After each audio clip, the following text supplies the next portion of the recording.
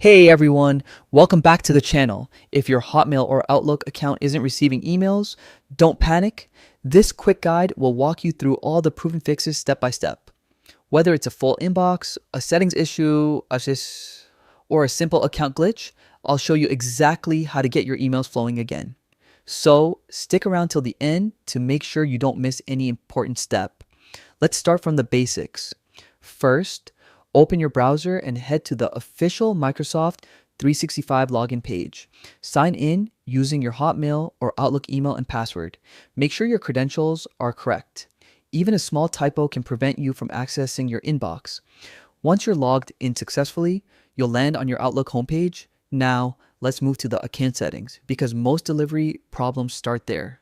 Click the gear icon in the top right corner of your Outlook page. This opens the quick settings menu. From here, select View All Outlook Settings. This section gives you access to the key options you'll need to fix missing or undelivered emails. Inside the settings, go to General and then Storage. Here's something a lot of users overlook. When your mailbox is full, new emails can't come in. So, check how much space you have left.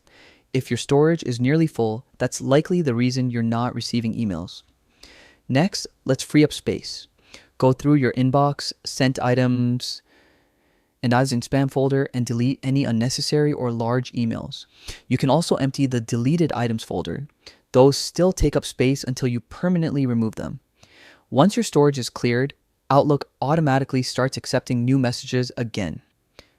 While you're in settings, it's also smart to check for any account restrictions or filters. Sometimes, block senders or strict junk mail rules can stop emails from showing up in your inbox. Make sure your filters and block lists look correct and remove anything suspicious. And that's it. Your Hotmail should now be receiving emails normally again. To keep things running smoothly, remember to regularly check your account settings and storage space. A little maintenance goes a long way in preventing future delivery issues.